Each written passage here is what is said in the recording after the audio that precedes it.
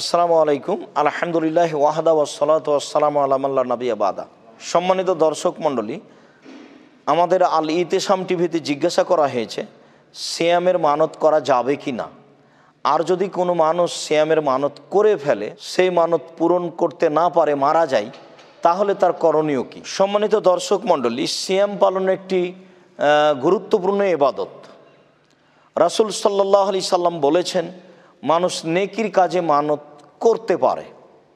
মানুষ যদি নেকির কাজে মানত করে থাকে তাহলে তাকে পূর্ণ করতে হবে। আর যদি মানুষ পাপের কাজে মানত করে থাকে ফালায়াকজি, তাহলে তাকে পূর্ণ করতে হবে না।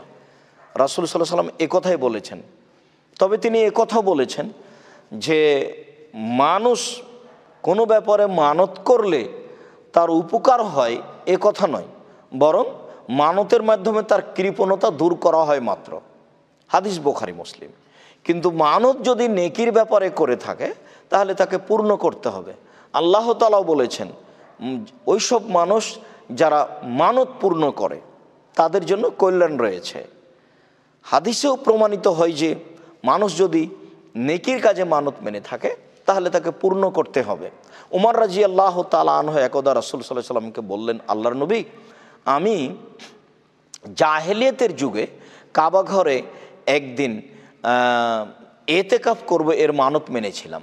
রাসূল সাল্লাল্লাহু আলাইহি সাল্লাম বললেন, তুমি তোমার মানত পূর্ণ করে নাও। বুখারী মুসলিম। সম্মানিত দর্শক মণ্ডলী, অত্র হাদিস দ্বারা বোঝা যায় যে মানত করে থাকলে তাকে মানত পূর্ণ করতে হবে। তবে মানত পূর্ণ করতে পারলো না, এই সময়ে যদি ও মারা যায় তাহলে কি হবে? এই সময়ে মারা গেলে তার মানতের কাফফারা নেই, তবে তার অভিভাবক যারা, তারা এই সিয়াম, মানতের সিয়াম করে নেবে। রাসূল সাল্লাল্লাহু আলাইহি সাল্লাম বলেছেন, মান নাজারা বিসিয়ামিন সুম্মা মাতা, কোনো মানুষ যদি সিয়ামের মানত মারে তারপরে মারা যায়, তাহলে ফাসামা ওয়ালিউহু, তার অভিভাবক যারা, তারা সেটা পূর্ণ করে নেবে। হাদিস বুখারী মুসলিম। সম্মানিত দর্শক মণ্ডলী, সিয়ামের মানত মানার পরে যদি মারা যায় তাহলে তার অভিভাবক যারা, তাদেরকে এই মানত পূর্ণ করতে হবে বলে রাসূল সাল্লাল্লাহু আলাইহি সাল্লাম আদেশ করেন। অতএব এ সময় কাফফারা না দিয়ে তার অভিভাবক হিসাবে কেউ তার পক্ষ থেকে মানত পূর্ণ করে নেবে সিয়াম পালন করে। আল্লাহু আ'লাম। সাল্লাল্লাহু আলা নবী ওয়াসাল্লাম। আসসালামু আলাইকুম।